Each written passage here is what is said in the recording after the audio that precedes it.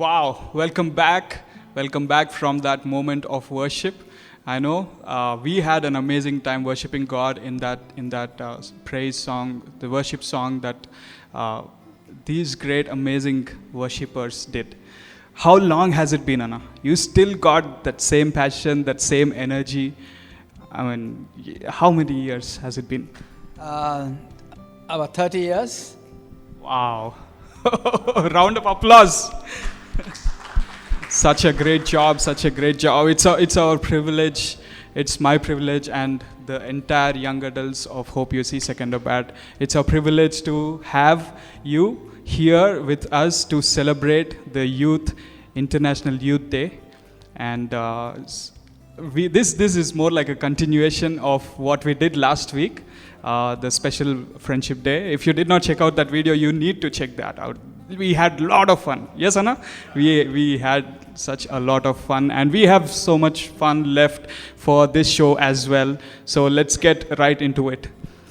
So first, we will introduce ourselves. So today's task is that you will get to introduce the person next to you. So Rufus, Anna. He is Suman. I'm sure you all know him very well. And he's been a great friend, and we grew up together. And so it's an amazing thing to journey my life along with him. So, yeah, Suman. This is Santosh, and Santosh and I share the same birthday.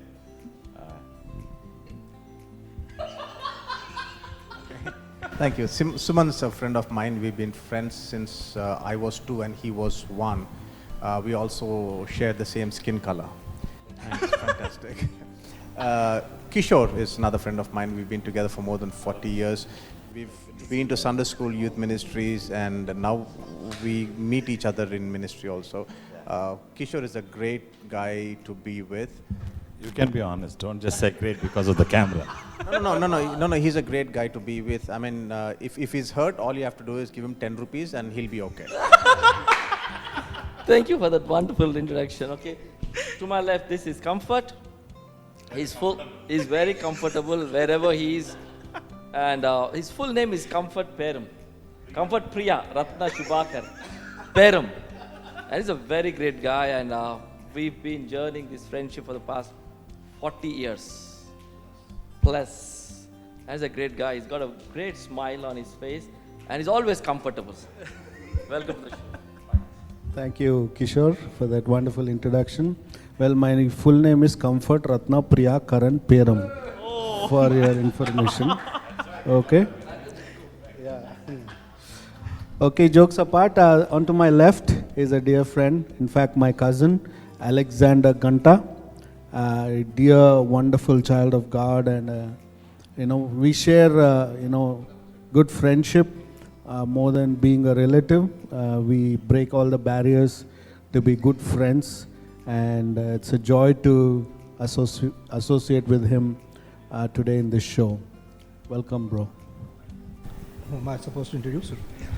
Oh, that's Rufus. Actually, he's my elder brother, and he's a great worshipper. And before all this worship explosion started, he was one of the earliest and the topmost worship leader here in the city. So, yeah, and we are friends too. So great to be here with all other friends here this evening. Just to add what Alex said about Rufus, Rufus was a worship pastor. We journeyed under his leadership for more than 15-20 years, I think. Wow. And he's a great worship leader, okay? And he's a great guy to be with, okay? Do you remember any of those incidents with Rufus on the keyboards? Very many. Wonderful. Go ahead. Many. When anybody goes wrong on the keys, or especially me being the drummer, he will we used to call him Malaysia, which means Malli Esadu. Let's go through some pictures of the past, and you can explain the story. So here's the first picture, and I see some. Are you getting ready for a match?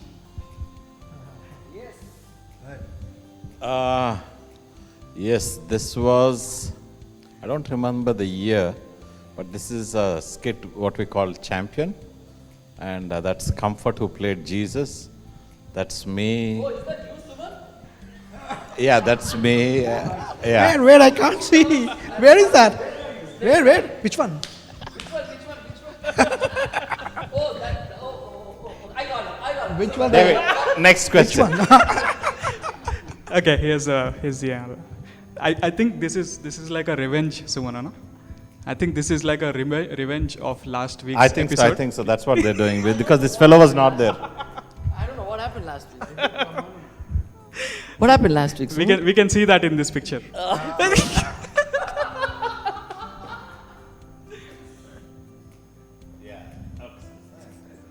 All right, what's going on? So, Comfort, Anna? all those who are watching us, if you go back to the previous week's edition, you will understand that this is Stuart, the guy from New Zealand. Oh. That's Kishore. And that's what I was talking about. You can see the special love he had for him. And the rest you can connect the dots. That is brotherly love. Okay, here's the next one.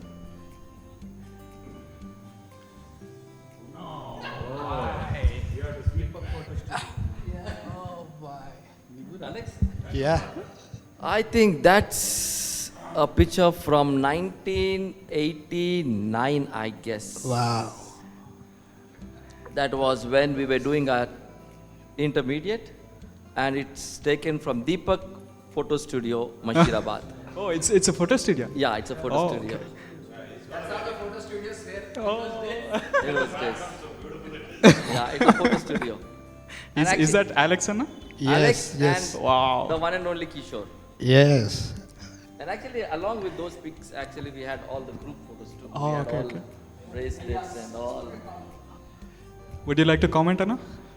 Yes, it's great. I mean, I think at that time that was the most fashionable. If you see my trousers, it's Right. almost waist up. Oh yeah.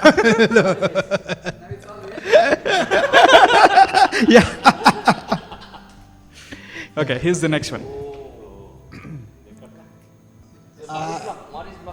Mari's block outside. Basketball court. Basketball court. Yeah, this is at the Wesley Boys basketball court.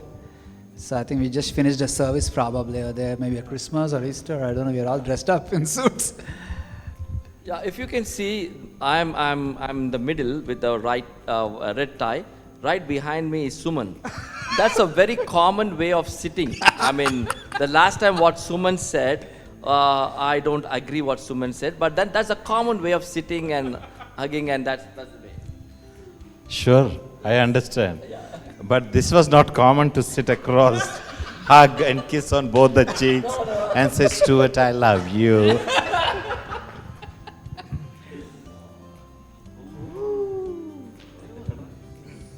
I think this is some children's camp, I guess, right? Yeah, this was the 1991 Scripture Union camp at Wesley Boys Hostel, Secunderabad, and we were all volunteers and counselors. As volunteers, I think this was one of our biggest challenge because they were expecting about 300 children from all across AP, United AP then. But by the end of the first day, they had 900 children come in. So all the provisions that were bought for 3 days were finished. And then we were serving 3 batches of children for breakfast, and then if there was leftover food, we'd have our breakfast, and that would be around 11:30-12, which would mean that we barely got about half an hour before setting up lunch for the first batch to come again. So we were feeding them the first day, and by the second day afternoon, the systems couldn't take so many. So after serving them breakfast, they went. We had to go and clean up the clogged toilets.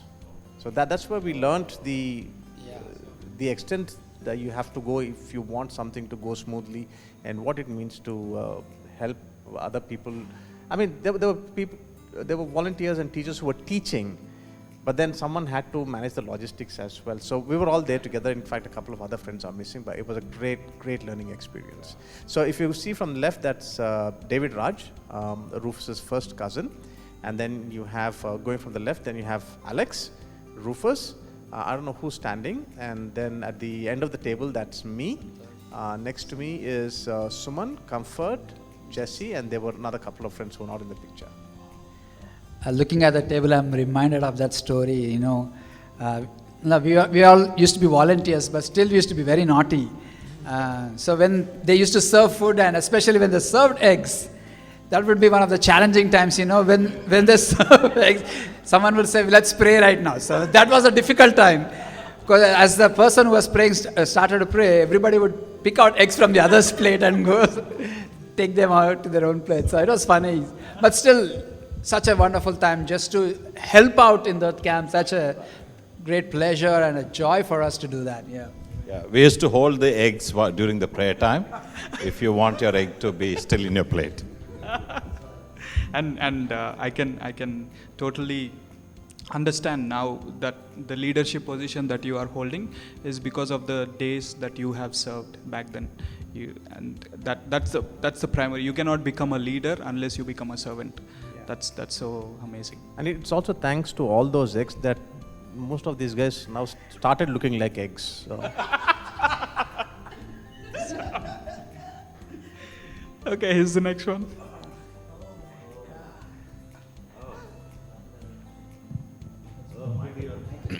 Wow, yes. See my hairstyle there to the extreme right of the top.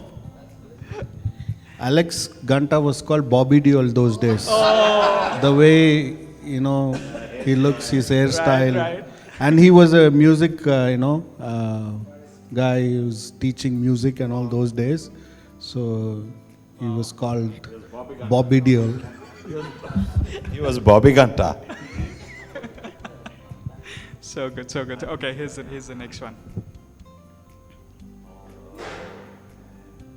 This was the young adults or the youth of our church back in those days. So especially I want to highlight among the girls, the second from right hand side, that's Pastor Maria Moss. We used to call her Sundari back in those days. Oh no, she's going to hate this. Okay, here's the next one. Is that you, Pastor Comfort? Me. I'm playing the character of Jesus in this skit called Champion. Yeah, it is. It's been a wonderful journey. Actually, we have done this quite a few times, number of times actually. Every time there was an occasion, every time maybe in a special service in the church, Pastor used to ask us to do this skit because it was so impacting. And we all worked as a team, you know, everybody did their roles. I think that's Pastor Rufus there behind me. Oh, yeah. I think Yeah. that is Pastor Kishore. Yeah, Champion is a great skit. Yeah. We all had turns of taking Jesus' role. There's only one guy in the whole church. Only one guy. Who? Only one guy. Who? He's here too. Playing what? None other than Suman. Someone was Jesus? No, no. Come on. You were Satan. Oh no.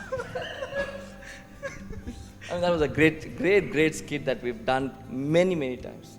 And it brought so many people to the Lord. Oh, awesome. Amazing. Yeah. Yeah. I think the gist of that skit was that it's a fight between God and Satan, and and God wins. So just depiction of that. It's a fight between God and Satan. Yeah. Yeah, it was like this. I mean, first Jesus takes the beating, and then actually he falls down.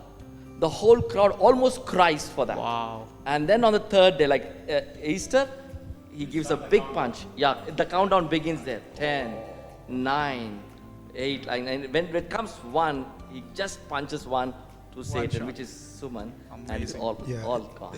It's a beautiful song written and sung by Carmen. I'm not Written sure. and sung. Yeah, Carmen. Yeah, I don't know how many this guy's generation know Carmen, but he was one of the top Christian recording artists at the time. Is there a recording of this kitten? By any chance? would you like to see this performed again?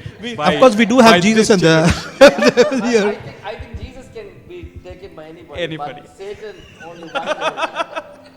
I will not give my place to anybody. Anybody?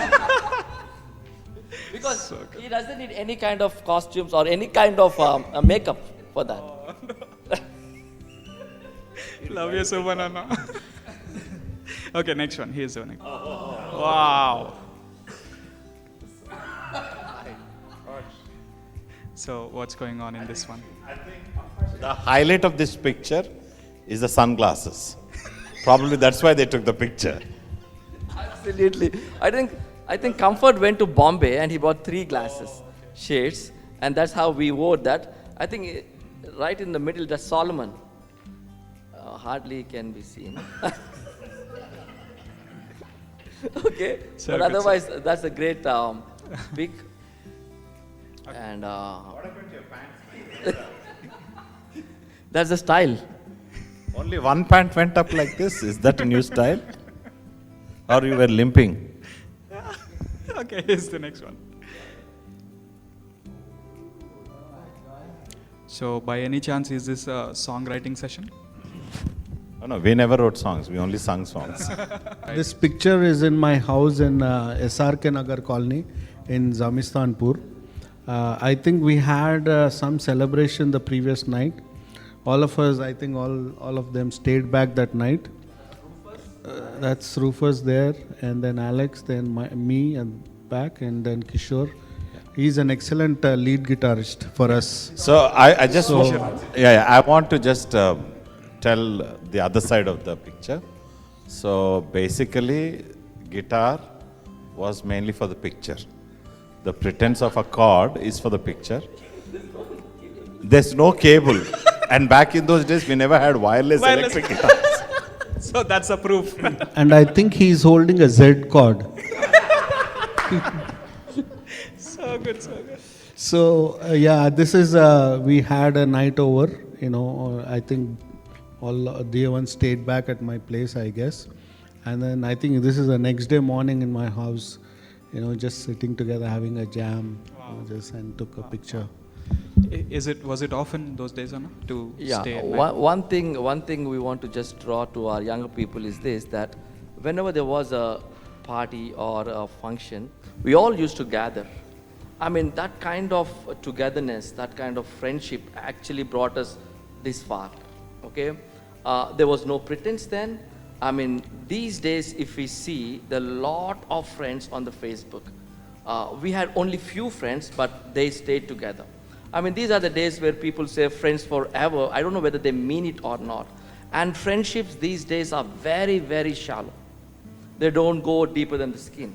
But I believe, I mean, these kind of, these are just pictures, but then they speak volumes of commitment, consistency. There are a lot of things that we don't agree on. I mean, we don't agree with everything what we say. At the same time, but at the same time, we stick together. I mean, when there is a need that we really, really stand with each other. That's the real friendship, I believe.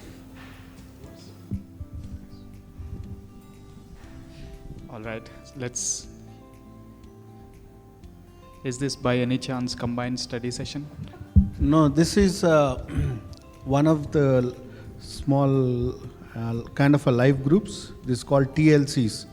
They are tender loving care groups. So I used to host these young meetings for the youth weekly, Tuesday, Wednesday, Thursday in Mettuda area. So I happened to lead the meetings there, and Pastor Kishore, as the youth pastor, used to come and encourage us. So we used to sit like that on the floor in different, like this is one of the youth's houses. We meet there, and we started the ministry there in that small house, and then we expanded it, we multiplied it, and many youth came, and we actually through this we reached out to most of the students in the Usmania University campus. So I had the privilege of actually going into the university, into the hostel, meeting with the youth there, praying for them. And back in those days, I was also looking like a student. So they all the ABVP people thought I was a student too. So they allowed me to go in, but actually I was going there to pray, to speak life into the young people's life. So this is a youth cell group, small cell group, which consists of 10 to 12 people, and then we multiply, and we have started many more meetings like this in that area. Yeah. Talking about combined study, we all used to gather on the rooftop where Rufus and Alex lived, and our intentions were really good. When we wanted to study, then we start talking. Then Alex was the professional chai maker, and there was something about his chai. And right down the house, we had this Irani cafe where we used to buy these Usmania biscuits. We used to have Usmania biscuits dipped in the chai by Alex, and then we all used to go to bed. That was our combined study. I never really had, I was not part of this study group because my stream was totally different, so I was not part of the study group. And so I didn't have Alex's chai. I don't know what's different about Alex's chai, but there is something definitely different about Alex's pudding. Pudding, yes. You want to talk about the pudding? So Alex was going to a catering college back in those days. One morning we visited him, and he said, I made moose, some moose. It was like a mouse. Anyways, yeah, his mom got it. There was only egg in it, egg yolk in it, and it was like just a wet egg. But Auntie was very proud of it. Yeah, Alex's mom was very proud. She thought probably he'll help her in kitchen. Never happened. In spite of all the fun we had, I just want to bring out one that through that life group, I think you already have a pastor, right? Danny or someone is a pastor right now from that life group. So I want to encourage you guys, you can have fun, but you being a leader, you be serious about your job. You don't know what God is going to do through your group. So be faithful and be committed to what you're doing. Just want to encourage you on that. Also, just to add to that, though I was the youth pastor, but all these pastors, they were playing their own different roles in their own departments. Rufus was the worship pastor. Suman was the admin pastor. He was a team leader. Okay, we had the team called Experts. He was the manager there, and he was another pastor for missions. And Comfort was also taking care of the cell groups. Though we had all our departments heads as heads, and then one were complementing each other. And that's the great thing that we have really journeyed, and we have complemented each other, learned from each other. Though we were pulling legs in our own way, but then there was something we were really complementing of the calling of God upon their lives. I think that is one of the reasons that we've journeyed so long. 30, 40 years of friendship is not just happened like that. Okay, there was a lot of things that we were just admiring those people, and the calling that we've seen upon their lives, we were just complimenting them. Amazing. Touching upon that, Anna, not just like complimenting that you were talking about, was it restricted to only church, the church activities, or was there career involved or family life involved? Was there complimenting there as well in other areas apart from the church?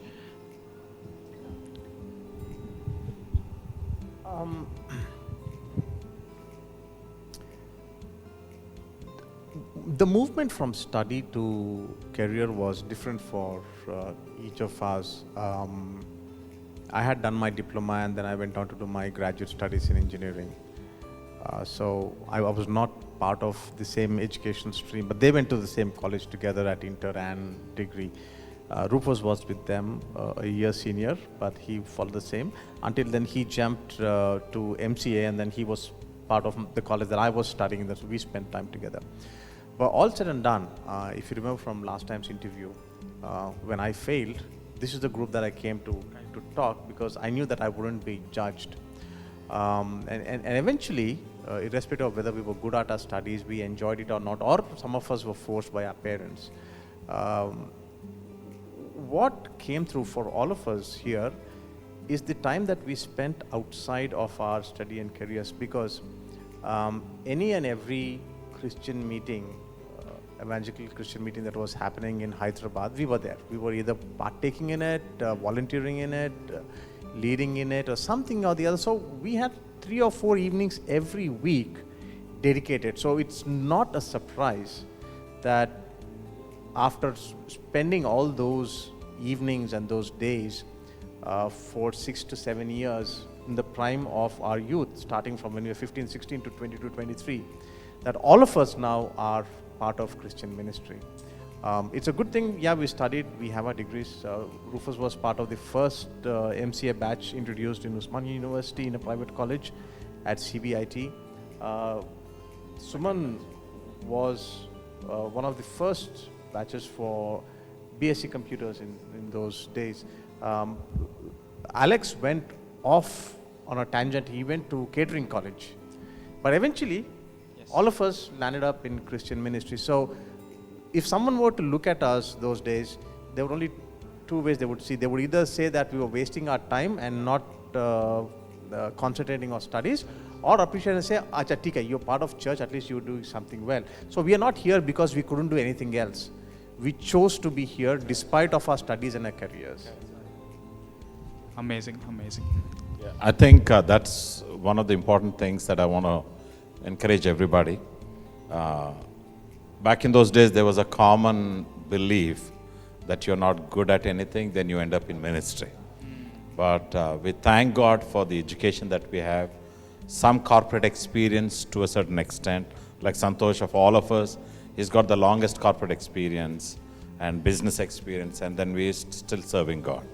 And I mean, back in our times, to send a missionary out of India was unheard of.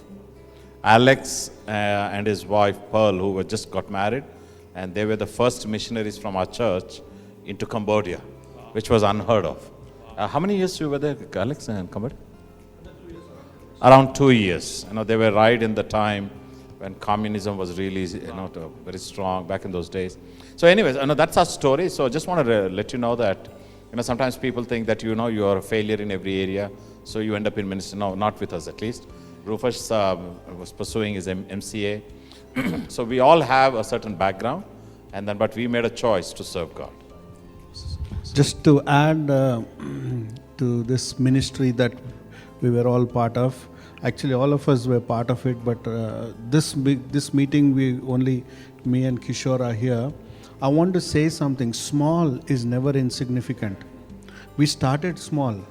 We started with 2 people, 3 people, sitting there. Every week we used to go to houses like this, sit there on the floor, and we normally think we need to have 50 people, 100 people, and we want to do ministry like that. But, we were going there for 2 people, 3 people every week, but then the ministry grew. So small is never insignificant. Jesus went to, one person, he has to go and talk. He did. He broke all the barriers for one person. So I want to encourage all the members who are doing youth ministry, as leaders, and probably there will be times when you get discouraged, I have done 1 year, I have done 2 years, this is what I'm seeing. You never know the fruit. We put whatever we are able to, God gives the increase. In His time, He will make all things beautiful. So if I have to see this picture, this is what I can see. Like I think Rufus mentioned about a pastor has risen from this group. Today is a pastor in his own church. So I believe many who was from this group, they are engineers, working in electricity department, telephone department. Quite a few of them settled in the US as computer science engineers, So you talked about career. Everything was channeled to this ministry. Where they will be, how God will lead them, So this is the fruit that we can see. We have labored, it was very small, it was not big, we did not have these gadgets, no media, no YouTube, nobody sitting and encouraging us, Are you have done 2 people, So but we stuck to it. We spoke to 2 people, we spoke to 3 people. There were times when we got people saved on the road, standing on the road, counseling, get them saved. We used to sit in a cafe, speaking, to the young people, encouraging them, speaking the word of God to them, getting them saved, getting them to the church. And the rest is up to God, and we are nobody to police anybody to run after them. If we have done our part, then God is willing to do His part. So my encouragement for all the youth leaders, just push, just run through it. Our effort will never be in vain. It will never be in vain. One day we'll see the fruit. May God bless all the young Just leaders. to add what Comfort said, as leaders, we used to go much before then the meeting started, and we used to lay our hands on the floor. Lord, whoever sits here, Lord, I don't know with what kind of background they come, maybe from the college or with a fight or with relationship problems or whatever, Lord, you touch. I believe those kind of prayers, those kind of preparation, really God added to the number. And if you go with the numbers, the church was a maximum of 300 somewhere. But we were catering to 500 young people. Though I was the youth pastor, these pastors all helped me. So it was not my own work that I was looking at. I always used to take courage because I had these pastors. Right. And I still remember, commitment, talking about commitment from the leadership. I and Suman, many a times for our young people, we went to the police station. You remember, Suman? Yeah. Wow. We were there with our young people in the police station the whole night for them. And one of them today is one of the good pastors in Hyderabad. Wow. Praise God. Commitment, talking about commitment. And I also want to just say, India has 50% of young people. If you see 5 years from now, India is going to outbeat China in population. And then the Indian population would be 60% of young people. And take every 10 people, 6 people are young people. If churches and leaders are not ready for that kind of number, some other can take over those people. So I believe the younger people, the young youth leaders should really be serious in doing what they are doing. They should not just do for the sake of doing, but they should see, as Rufus said, see 5 years from now, where our young people, where our youth can go, where our leadership can go, whichever part of the world they can be, they will live with those kind of ethics. So good, so good. Thank you, Anna. Yeah, I think for this present generation, I can say, the opportunities have opened up. One thing I can say about us is, at that time, we were too focused. One negative, if I want to say, we were too focused on full-time ministry. You need to be a pastor or something like that. But I think now the lines have been blurred. There is nothing called full-time or part-time ministry. And if you call yourself a disciple of Christ, you are in ministry.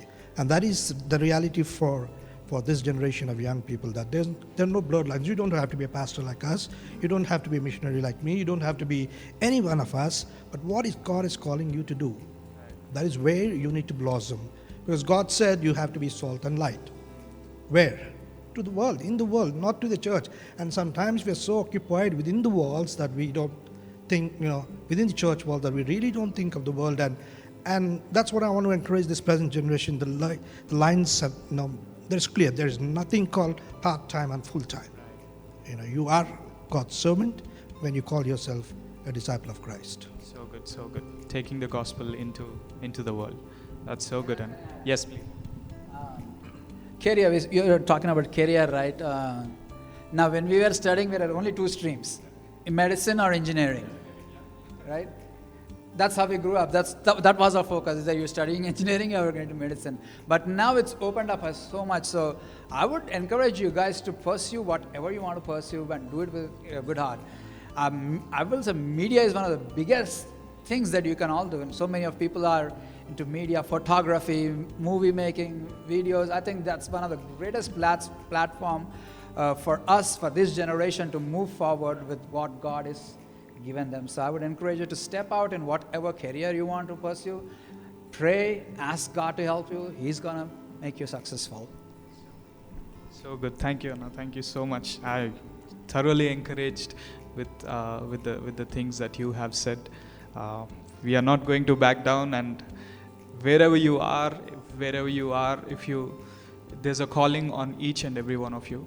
And as the leaders here are saying and encouraging you, don't give up. Don't give up on your calling. Your calling might look small in your eyes, but it's too big in God's eyes. So never give up. You have picked up a question, and so who wants to go first? I can go. Yes. My question says, how do you recognize your calling and grow in your gifting? Okay. Well, I think the easiest to recognize your calling is, what is your passion? Find out what's your passion. Are you really interested to? What do you think, is your gifting? You don't really have to, fast and pray for days and days to know that. I mean, if you know yourself, you know what you're capable of and what is your ability. And that's your calling. Basically, your passion can be your calling. What difference do you want to make in this world? That can be your calling. So find out what's your passion. I mean, you should know it within your heart that, this is the thing that I can do well. This is the one that I dream to do, or I love to doing it. And that can be a calling. And how do you grow in it? I mean, there are many ways, as I said, the world has opened up now. You don't have to really, there is the television, there is media, there is social media, there are mentors like us. And mentors are important. Let me tell this to the young people. Mentors are important. Just because there is media, just because you can go to Facebook and preach, well, it's good. And I don't discourage that, but still there is a process. And that process needs some mentoring, and mentoring is good. So, yeah, you can grow your gifting, in church, through mentors, through your Bible study, through knowing God, and through your friends, and through the tools that are available now. You can always grow in your calling. Awesome. Just want to add to that. I know you can find your calling, but we can all say, sitting on this couch, our pastor was instrumental in bringing us out, calling us out to ministry, right? So he was the one who identified that we had a call of God on our lives. And he said, I know you have a call of God. And we are so grateful to that man of God, Reverend Samuel Rajkumar Patta from King's Temple. We grew up under him, and he called us out. Our ministries, the call that we had in our ministry. So we are grateful to him. And I believe, sometimes your pastor, maybe you don't see it in yourself, but your pastor can see the calling on your life, and he can bring it out. So just be obedient, submit to your pastors, and just follow what sometimes your pastor says. Sometimes he can bring out the calling of God in your life. Yeah, one of the greatest things I have seen in Pastor Suman, is that he sees what young people are not seeing in you, in yourself, okay? He can see what you can actually become. Sometimes he can be very hard on you, but think of the love behind that, because he sees as a father what you can be after 5 years or 10 years. So he's got a very good talent of really bringing what actually you're made for and where you can be or where you could be in the days to come. So good. Thank you so much, Sumanana, for calling me. And often I am in a dilemma of whether I can do, am I really called by God? And then I remember you praying over me, and the encouragement that you give to every leader on the youth department and every worship, every volunteer who is serving. It's really how you call and how you encourage us. Thank you so much. And thank you to every leader who has called someone. I'm sure each and every one of you has instilled and invested into so many lives. And thank you so much for being a great leader in our lives. Thank you. I would like to just add to what my friend shared. Today most of you look at us and look at where God put us, and the ministry that God blessed us with, the experience that we have, or the influence that we are able to bring in. It just didn't happen overnight. There's a lot of price that we've paid. sometimes you can have what we have, but you're not necessarily ready to pay the price that we paid. That's always important. That you need to be prepared to pay a price to let God bring you to the place that God has for you. We've actually had more valley experiences than mountaintop experiences, and for all the young people today, I would like to encourage you that we started from the very lowest, the very basic responsibilities in the church, to the point of cleaning the floor, putting the chairs up, carrying the instruments, setting up the instruments for somebody else, and then that's how God brought us into the youth, into the worship ministry, then the youth ministry, then we all became pastors, and all the experiences that God gave us. This is something really important. As I think Pastor Comfort said, do not despise your humble beginnings, and what you have today in your hand is the most valuable thing, because today, this is a season that is what God has given to you, and when you are faithful, He will take you to the next level. So I hope this will help somebody who's watching us. That never, it's always good to set our eyes onto something big, but we should be absolutely faithful to give our best to what we have right now in our hands. So good, Anna. Thank you so much. Again, reiterating, you cannot become a leader unless you become a servant once. So good. Okay, Anna. Pastor Comfort, yours is the next question. Okay. In fact, with your permission, I have taken two. The first one is, how did you choose your life partner? I would leave it to my friends here who can answer this. But the one I would like to answer is, were there any changes you had to adapt to accommodate your calling and salvation? Okay, salvation, I was born again when I was in my teens at a camp. I think it's Child Evangelism Fellowship, CEF camp. I accepted Jesus as my Lord and Savior. So I had no challenges or any changes as such, because my upbringing or family has that backup of leading prayer every day at home and reading the Bible. So that has always been there. But at the camp, I got saved. But the changes and adaptation came for calling. Probably I am the last among the group here to come into the ministry. After my schooling and college, I went to work in a lab, for quite some time. I worked in a lab. So the calling was always there, but I went and worked in a lab. So calling or your work, that is what it was there in front of me as a youth. So how did I take that step?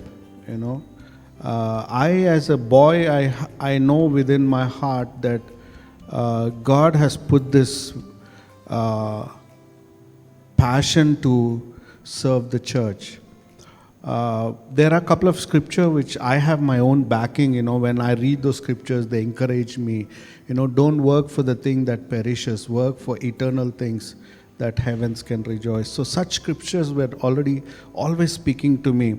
So at one point of time, because I was working already, then calling was there. I had to take that step. It was not an easy step, because especially my dad, he said, I don't think you should be doing this. But dad now or God? The Bible says, honor your parents. He said, no, you should not go into ministry. But God put that in me right from my childhood time, that God wants me to be in ministry. So either my dad or God. So I prayed and I took a step of faith, said, God, because you are the one who called me, you will take care of my dad. Today he acknowledges the calling. He acknowledges the anointing. Wherever I go, he comes and sits in that prayer meeting. And every time I'm doing ministry, he's this number one there, clapping and celebrating. That day he did not understand. If I would have backed off, I would have been working somewhere and doing some job and getting some salary. But the eternal joy that is there to serve the purposes of God is so amazing. And God changed my dad's heart. So today, he is the one who acknowledges. Amen. I had no prophecy saying, God has called you into the ministry. Nobody came and told me. No pastor told me. It is birthed in my heart, and that I had to obey, and which I obeyed. Though it is not an easy road, but we trust God for everything in lives, and we move forward. So yes, I had to leave my job, which is kind of secure thing and all, to get into ministry, do a lot of changes. Yes, I had to do it, and today, by the grace of God, whatever I am doing with the strength of God, and of course with all my dear friends and their prayers. Yeah. Thank you so much. Anybody would like to add anything? Yeah, please go ahead. Right. Comfort said one thing, that his dad, he doesn't wanted him to get into the ministry. I mean, it's not that they don't like ministry, but the kind of problems that we face, okay? But I believe in each one of our cases, the conviction what God gave us, the kind of the stuff that God put in us, brought us to the places where we are right now. And all our parents, not only our parents, a lot of people are inspired where we are actually. And actually, some of the young people or many people covered this stage where we are right now. So I think that's what the conviction what God gave us is a real thing that sustained us all through these days in times of challenges. So good, so good. Thank you, Anna. Thank you, Anna. So next question. Yep. Kishore Anna. Would you like to share any stories from the youth camp you attended? I see a lot of laughs here. Yeah, I mean it's not only me. We've attended a lot of camps together, many camps, right from our childhood all the way to our teens and 20s. Okay, the two camps very significant. I believe looking back to one camp, all the two camps, I'm really grateful to God for the way the Lord has molded. One camp is what Comfort said. Okay, I think we all were in that camp. But in one camp, we used to have a missionary story time. That was right after our lunch. Okay, I still remember, I think Suman was also in that camp when that Anna, okay, Jigu Anna, who shared the missionary story of David Livingston, I believe. And he said, how many of you want to be a missionary? Without really knowing what it costs, I raised my hand, okay? And I believe with all my heart, God noted that moment of me lifting, and today I'm so proud to say that I'm a missionary. That was probably 40 years back, I think I raised my hand, and God so faithfully in times of ups and downs. There's another camp which none of them came, this was with my college, and I was completely out of track, okay? I was actually lost at the time. Because they asked me to come to a youth camp, I went to make some fun there. Okay, by then Suman and Rufus were very serious with the things of God and all that, okay? And then I went to the camp. I still remember, in the middle of one of the sessions, we went out there, we had a cigar, and we just did that, and we came back. We sat, and we were just going out and coming, not really getting into what the preacher was preaching. But right in the afternoon, or second day, I believe, there was one preacher who was preaching. I don't know, something happened on the inside of me, and I just was literally crying. For the first time in my life, in any of the camps I cried, is that camp. And that day I rededicated my life.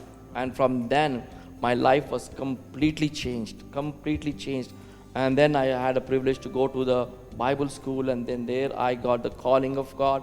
And that really comes. So I really encourage all the young people, when there is an opportunity for you to go to a teens camp or a youth camp or whatever camps organized by your churches, please be a part. I don't know, something epic will take place there, because it's not you alone you're going. There are a lot of people who fast and pray for these kind of events. And we, all of us, were challenged, rededicated our lives. We slided back to God in camps like youth camps. Okay, I really want to thank God for camps, youth camps, the church organizes. Okay, praise God for Awesome, awesome.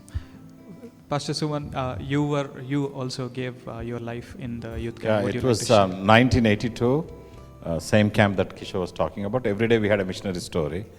The day when it's the same camp, that the day when I put up my hand without really understanding what I was doing was after the story of Hudson Taylor going into China. I think David Livingstone was something that Kishore was convicted of. But he said, how many of you want to be a missionary for Jesus? I just put my hand up. And I think God took me serious then.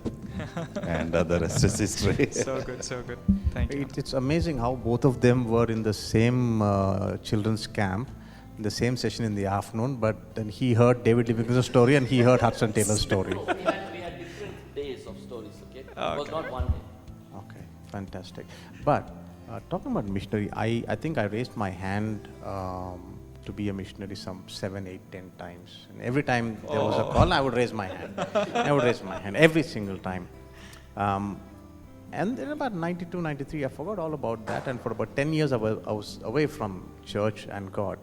But eventually, it brought me back because the promise that I made was somewhere there deep inside. So it was just a matter of time before that germinated and had to come to fruition. So if an innocent heart, in all earnestness, says this is what I want to do, that seed is going to remain. So if you're aware of that, and when the opportune moment comes by, and if you respond to it, it will come to pass again. In fact, Comfort said he joined ministry late. 2012, when I moved to Christian ministry, I asked myself, just thinking out loud, and said, God, all my friends did this 18 years ago. If I had taken the same step at that time, I would have done so many wonderful things in these 18 years. But then it was just a short time later when I moved and I started working, I realized that my ministry now is based on all my experiences and all the mistakes of those 18 years. So those 18 years did not go a waste, and neither did the promises that I made before that. Awesome. It's Can I awesome. just add? Yeah. Yes, sir.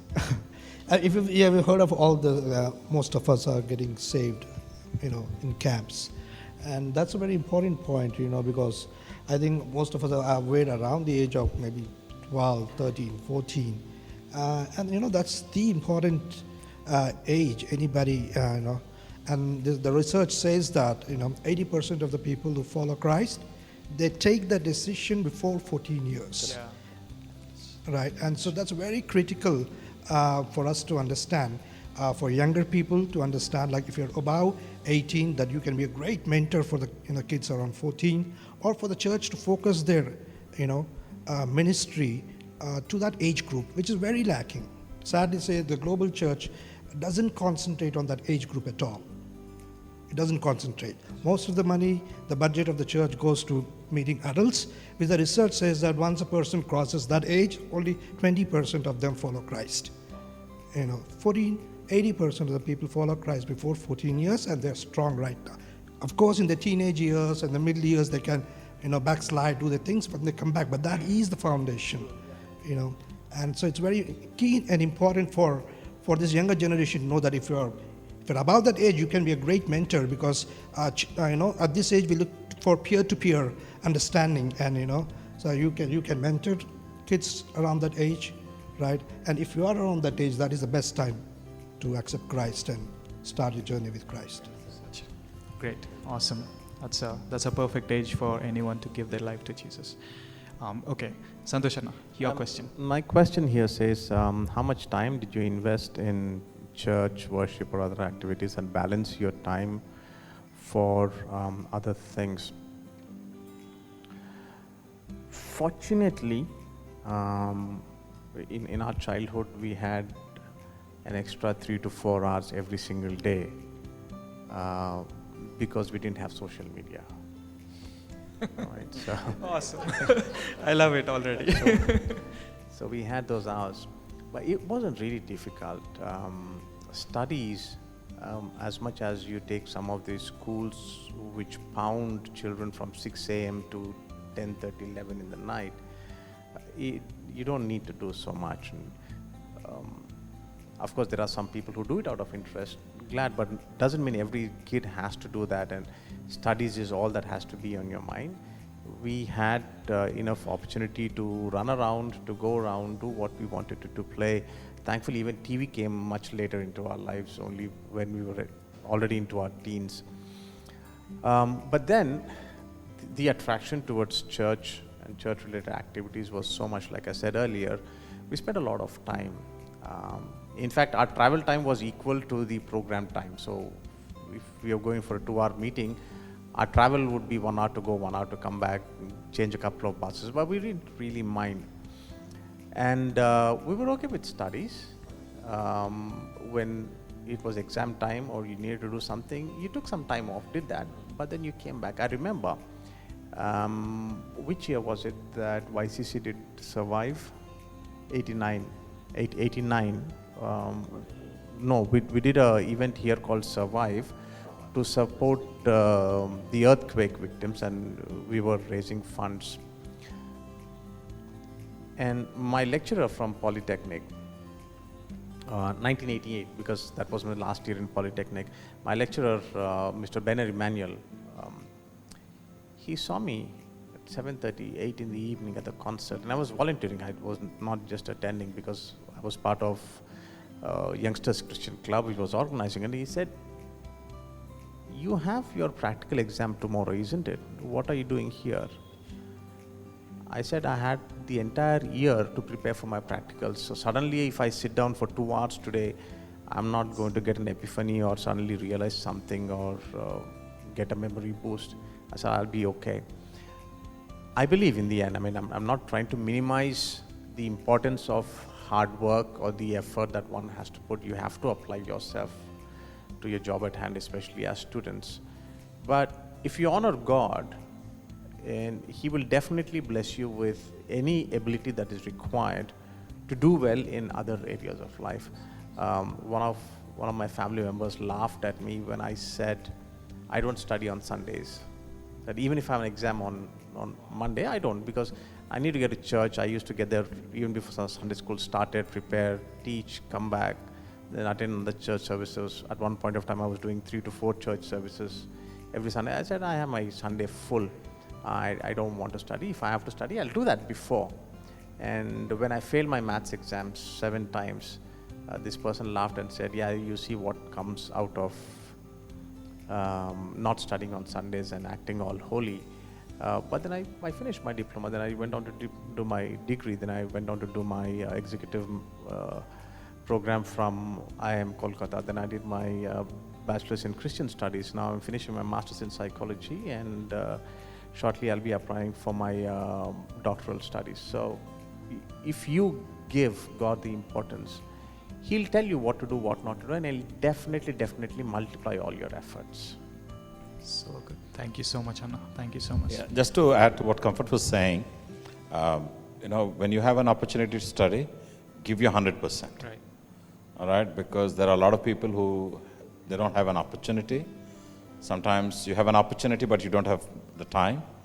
While you have the time and the opportunity, give your best, because education is not to get a job. It actually molds you into a better person. So knowledge is really important.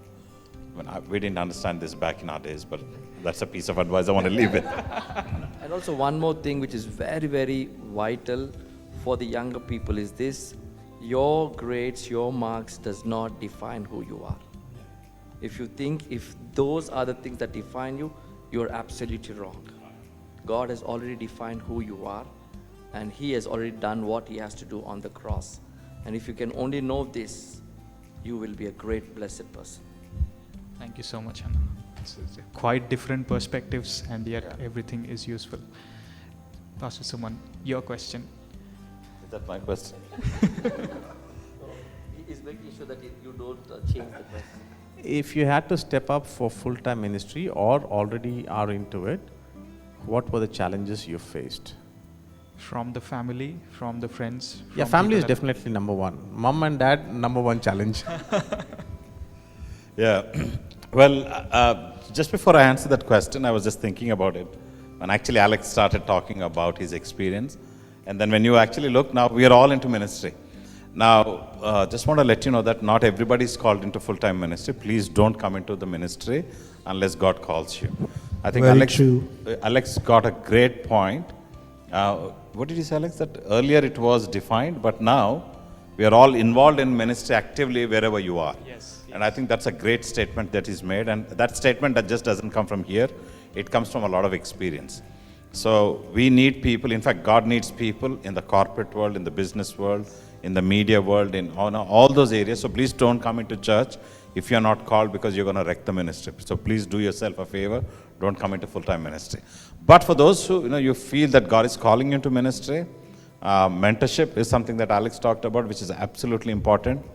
Growing up, we really never had a mentor. Probably we were kind of helping one another, but eventually, as Rufus said, our pastor played a significant role in our lives, in molding us into the ministry that we are doing today. It's a result of his investment into our lives, which is, I believe, is a privilege. So, commit yourself to a leader, be accountable, learn from them, because that's going to play a key role. Well, to go back to answer my the question, what are the challenges I faced? First of all, my parents really were very concerned about what am I doing, because having a computer science background, most of my classmates were doing their MCAs or going abroad to do their studies. There's so many opportunities back in those days, and I kind of wanted to stop there and went for a Bible training. And also sometimes friends would say, why do you want to do that? Because to be career oriented is the norm of the day, which is absolutely important, okay? And I'm not saying you should not pursue your careers, you should, but only if you feel that you need to commit to full-time serving the Lord, because otherwise everybody is called to serve the Lord. The full-time serving the Lord is something that God calls only a few people, and if you're one of those, you need to respond to that without a fear of your sustenance, because God will eventually take care of you. But for all those who are there, I want to encourage you that wherever you are involved in the ministry of God. You're involved to be an influence in somebody's life. So be diligent and be faithful, and eventually the fruit will speak for itself. Initially they were very concerned, my parents, and now they actually brag about me. And a few years later, then my brother said that he wants to get into ministry. So they thought that I was a bad influence on him. But today they are very proud about both of us in being involved in ministry. So it just takes some time, for God to kind of really bring you into that place where what you do is going to make people come around to stand with you to cheer what you're doing. I hope this is helpful. Yeah. Awesome. Thank you, Anna. Before we go to Pastor Rufus' question, Comfort Anna asked the first question, right, about the relationships and the choice that he made about the life partner. Is there anyone who would like to put your comment across? Because these days, relationships... because these days, relationships are the most affected areas because of the choices that people make. And even the young people who are watching this, they have this dating culture and all these things. What would your advice be to them? I'm sure dating was not there back in those days, but What was not there? Oh, Dating? no. No, we are not that old. dating was not there. The word was not there. Well, Dating was there, but the word was not. well, to start with, I think the church is a great place to find people. Find people. We all fall. I think most of us are fall in the church. That one answer sums up the entire question. So, in being in that kind of a relationship, what kind of boundaries did you set? Like being in the ministry, we need to take some kind of a judgment and put the boundaries. Though we are in a relationship before we get married, what were some kind of a boundaries, and how did you align both of your callings together, and did that check before you committed yourself into that relationship? Boundaries are it's, difficult for sure. Boundaries are difficult for sure. When Right. with a male and when a boy and a girl together, boundaries are difficult, but it's important. Right. To say that it's not easy to just say, "Oh, I'm going to keep the boundaries." It's an effort, and it's a good effort to put. Correct. Yeah. Yes. Yeah, I probably shouldn't be speaking on this question. Because I mean, they found their partners at church. I found somebody who has nothing to do with church, who was not even a Christian at that point of time, and we went on exactly 3 dates before we decided to get married, which was a very bad idea, because when she proposed to me, I took 10 seconds and said, let's get married. Don't do that. It might not work out for you. But if you're talking about boundaries, the entire concept of dating is misunderstood. The idea of dating is when you go out with a person with the intention of finding out if they are they will make a suitable partner for you. So it is a decision-making process. You go out on 2 dates doesn't mean you've made that decision already, and it doesn't mean you have to make a decision with this person. So the process is that of finding if somebody is suitable or not. So obviously you don't commit too much of yourself, your resources, your mind, body, spirit, anything to a relationship unless you are sure that this is what it's going to happen, and then you announce to the world, which is technically the formal ceremony of wedding, and announcing to the world that we're going to be together. So let's always operate with this understanding of dating. And in fact, if you go to the origins of dating in the West, you don't just, both of you don't just up and go out wherever you want, whenever you want. The guy comes to the girl's place and says, I'd like to take your daughter out on a date, and this is where we're going, we'll be back by this time. So we've conveniently forgotten all the formalities of it and just taken the idea that a boy and girl can go out together. Great time to figure out red flags, great time to see. In fact, in church setting, like Alex was saying, in the church setting and social gathering, social life is a great place to know your dating partner better, because there's a phrase in French, and this is my oft-quoted example. It's on dimanche, which is in your Sunday best. So I'm dressed here for the interview. I wanted to look well. But if you knock on my door at 6 a.m. in the morning, this is not how I look, right? I'll be all shabby in my pajamas and stuff and not really presentable. That is the person that you're going to live with when you get married. And that includes the dressing and the mannerisms and the cultures, values, and everything else. So when you see, yes, those two, yeah. What were those? Hearts too. Okay. Not hearts. Farts. He said farts. So you have to live. You have to live with this person. Yes. So don't just go on a date and decide because that person is going to be in the best attire, best behavior, best mannerisms. But when you work in a team, when you see them in traffic, when you see how they treat the lift boy or the waiter, you know what their true value system is. And that is what you should base your decision on. Awesome. Awesome. Pastor Rufus, would you like to add? I just want to say, I think it's one of your important decisions that you'll ever take in your life. So be careful. Don't just get into relationships and get out of relationships. That's what I see young people doing it now. They just get in, get out at a drop of a hat. Please don't do that. That's not the way you find someone. But yeah, be in a group, do things together in a group, and that's where you'll discover each other more, and you'll be able to come to a place where you know, yes, this is the person. And just add to that, you'll never find the right person.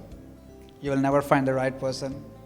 You have to become the right person. So don't look for a right person. You start becoming right, then the other person will definitely come into place. My question, I also picked up 2 chits, probably similarly on the similar lines. This is, how do you represent Jesus in all aspects of your life? Studies, career, friendship, okay. Representing Jesus does not mean that you become a phony. Like some people do, like, you know, I know they always, whenever they see, they label you. This guy always talks like this, it's always like this. For me, to represent Christ is just to be who you are with wherever you are. Just be who you are. Okay? In the midst of your friends, just be who you are. Okay? Don't put up a saying that, okay, you'll be one face at the church and you'll be something else in your friends group. Don't be like that. You are the same wherever you are. So when you are however you are at church, you should be with your friends the same way, okay?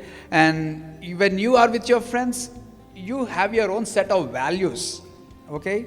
So when your friends are asking you to do something and it does not go according to your values, you can say to them, hey, that's not my value system. You can politely say and tell them, that's not what I'm going to do, but I'll be your friend. I'm willing to be your friend, okay? But I'm not going to do what you want us to do. I've faced so many areas in my life, studying in Wesley College, you got guys used to come up and say, hey, you don't smoke. I didn't smoke at all. You don't smoke. How? I said, I don't smoke. Okay. Somehow I never developed that inclination to smoking. And they used to tell me, said, hey, how come you are studying in Wesley Degree College and you don't smoke? Okay. But somehow I had that value system in my life. That's not for me. That's not who I am. He was a bad example. So I had friends, but at the same time I had my stand too. So yeah, you can take your stance. So you don't have to succumb to pressure from your friends. Okay. So that way I felt I represented Christ. That no, that's not my set of values. Okay. So you represent your Christ, and you do the best that you have to do in whatever area you are in. Like in friendship, you be the best friend. You be the best friend to that person. Even that person is not a Christian also. You be the best friend to him. That's how you represent Christ. Be there for them. Be there with whatever they are going through, in their happy times, in their sad times, difficult times. You just be there with them. That'll be a great representation of Christ. In your career, whatever you do, give your best in your career. Give your best in your office. Be honest. Be full of integrity. That's how you represent Christ wherever you are. And in your circles, just stay for you. And people respect you for taking stand. Okay? They'll respect you. Okay? He doesn't do this. Now, if you ask him to do this, he's not going to come to this place. So let's not bother him. They'll come to a place, they'll start respecting your decision, your values. So, and that's the way I think I would like to represent Christ. So wherever you are, be who you are, be true to yourself, who you are, and just be there. Just give your best in everything that you do.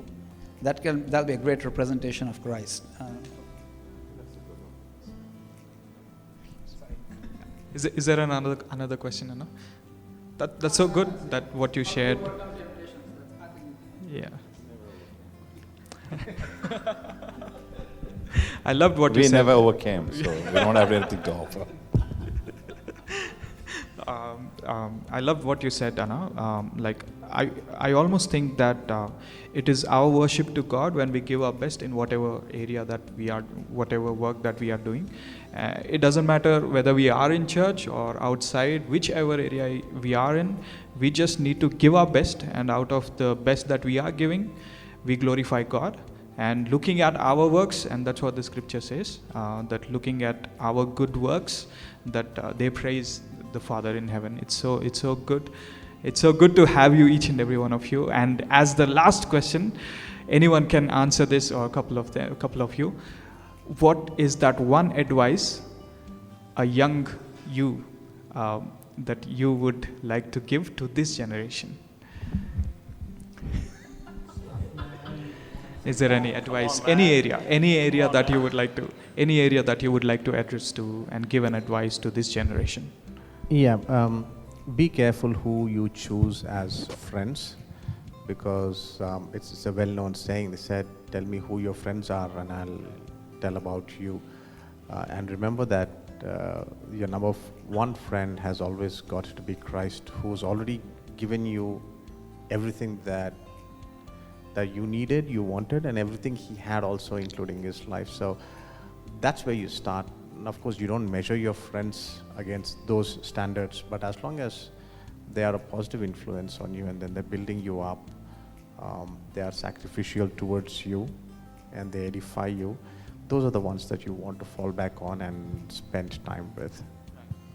Well, I think the young generation, today's young generation, has unlimited possibilities than what we had. And so you can do a lot more than what we have done or achieved. And again, I come back to the point, don't just think about being a pastor or a missionary, and we all said that if you're called, that's great, but don't limit yourself just to that. Join politics, join a social organization, secular social organization, join movies, join fashion world. Wherever you are not limited, and the possibilities are unlimited for you to make an impact in this world. Awesome, Anna. Let me add one thing that I heard. What Bishop T.D. Jakes said: if Jesus lived in this area in the modern world, he would have chose the movie industry, because back then it was parables, which was storytelling, and now it's the movie industry, which is storytelling again. So don't just limit to the areas that your parents are saying or your friends. Explore yourself. God has given you an ability to choose and do differently, and that's why we are made unique. And Kishoran, would you like to add? I mean, a couple of things about friends, choosing your friends.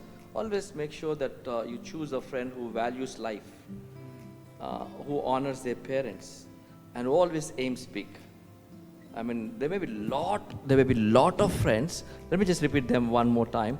The one who values life, one who honors their parents, and also who aims big. Okay, you have a lot of variety of friends, but then if you want to go journey with them, find these three things in them. And also to add, young people, who are listening to us, I mean, always define yourself who God is.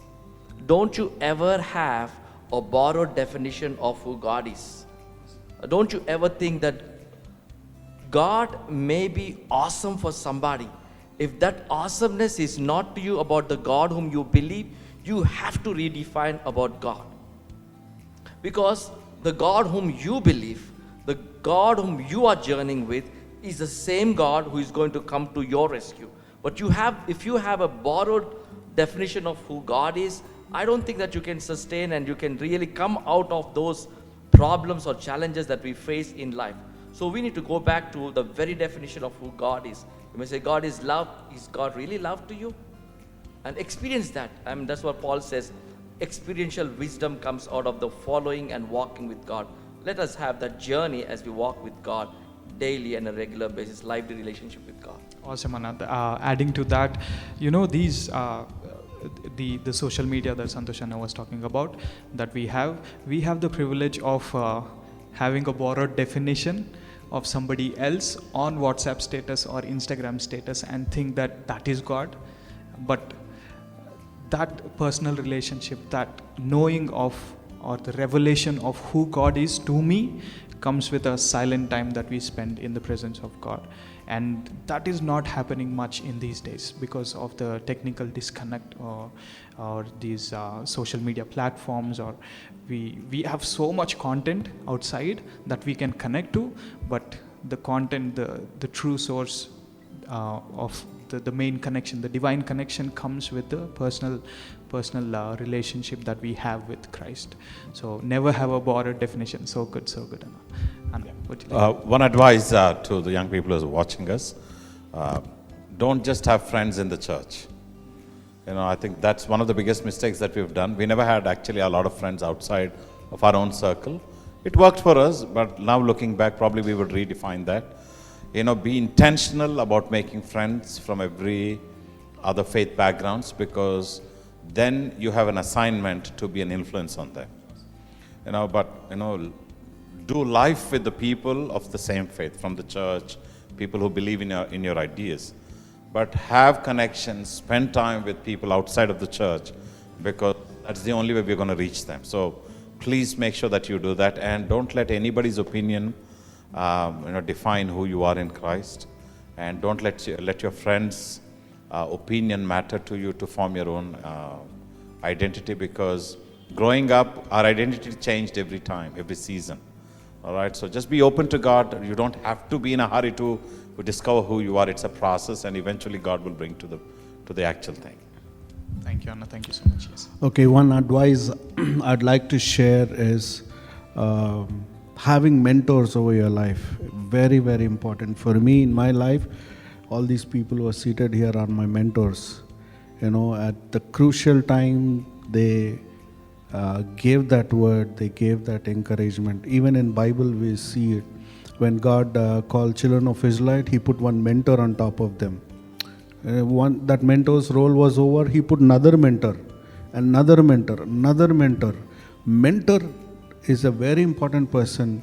In other words, today we call pastor, there are different terminologies. But one advice: have a mentor over your life who can speak into your life. Not only may be good, even sometimes it may be hard, but always have a mentor over your life. That is how, we see, we flourish, we grow, and we do well in life. So always have a mentor in your life. Awesome. Thank you so much, Anna. Yes. And as young people, we all face struggles. We face struggles. You'll face struggles from loneliness, depression, peer pressure, or all this part of challenges a young person will face. And I want to tell you, always find someone to talk to, especially to your leader, to the pastor, or someone who can guide you well.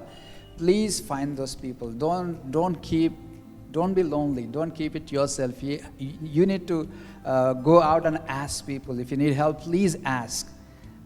Just don't keep it to yourself. Lots of counseling areas are there, and Santosh is an amazing counselor. You can contact any one of us. Just don't keep anything to yourself. You don't understand anything, you just come talk to your leaders, and that will help you to make your paths straight and clearer also. And don't give in to depression, discouragement. You can always call somebody and just talk to somebody, and that will help you during those times. Thank you so much, Anna. Hey guys, if you're going through something in your life, if you are low and you need someone to talk to, or you need a mentor, or you are in a verge of taking a major decision in your life, do know that we are here for you. All the pastors and all the youth leaders, we are here for you. Let us know in the comments below, and we would love to get in touch with you and help you take the right decision. And everyone who are watching, let's close our eyes as Pastor Kishore closes this meeting, this talk in a prayer. And while he is praying, always understand that you are never alone.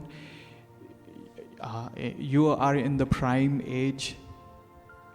If you can give your decision to God and try Jesus, maybe you have tried so many times till now, but here's another opportunity that you can choose God to intervene in the situation that you are going through. Maybe you lost jobs, or you lost some relationships, or you lost your best friends.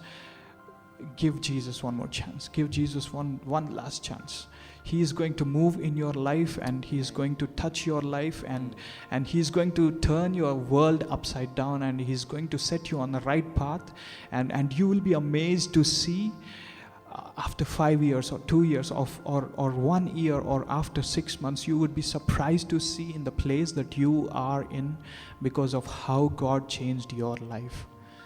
And as we close our eyes, I request Pastor Kishore to lead us in a prayer and help us take this decision. Let's pray. Father, we just thank you so much for this opportunity you have given us, Lord, to speak from our experiences, O Lord, to these young people, O Father. We thank you, Lord, for the investment that has been done in our lives from our mentors, O Father. We thank you that there were people who spoke into our lives.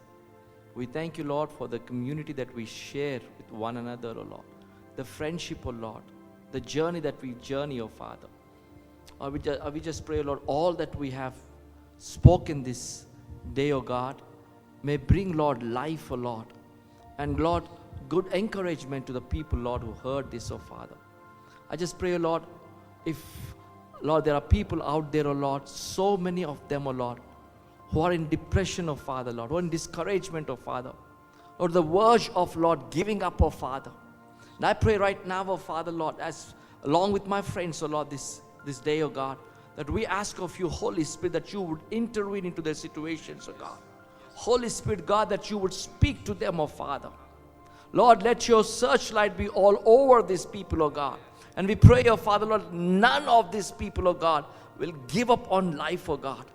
But they will find life in Jesus Christ, O Father. Oh God, we just thank you, O Father. As Paul said to Timothy, let not your youth be despised, but let it be an example in everything that you do, O Father. Oh God, we just pray, O Father, Lord. There may be much of the, Lord, rejection, O Father, Lord. Much of the depression, O Father. But I just pray, O Father, every scheme of the devil, we take authority and we break its hold, O Father. Oh God, we just pray, give them the choices that they choose, oh Lord, under the unction of the Holy Spirit, oh Father. I pray, Lord, let there be life, oh God. Let there be joy and peace and happiness, oh Father. I pray, Lord, whoever listened to this, Lord, this talk, oh Father, may them be blessed, oh Father, Lord. We thank you, we praise you, we give you the glory and the honor, Lord. Let them, Lord, come out to be great leaders, oh God. Great, Lord, mentors, oh Father, Lord. Oh God, great professionals, oh Father, in that every field, in the world of influence, let there be people, Lord, who begin to reflect the love and the great light of Jesus Christ, oh Father. Oh, we thank you, we praise you for this opportunity, oh God. We love you, oh God. We give you all the glory and the honor. We thank you for this time. In Jesus' precious name we ask and pray. Amen. Amen and amen. Amen. Thank you so much. God bless you. Thank you so much, Anna. Thank you for. Oh, we as leaders, I don't know about the young people, we are thoroughly encouraged. Every leader here, not many people, but we are definitely encouraged by the stories that you shared today, the fun, the jovialness that you had. We want to have that, and we want to serve like you, to see that we are in a place that we could influence and bring more people to Christ. And you have laid a great foundation for us to build our lives on, and we want to carry the cross forward. And thank you so much for the time that you have given, and for every investment that you have put in each and every one of our lives. Thank you so much, Anna. Thank you. so We much. love you so Thanks. much.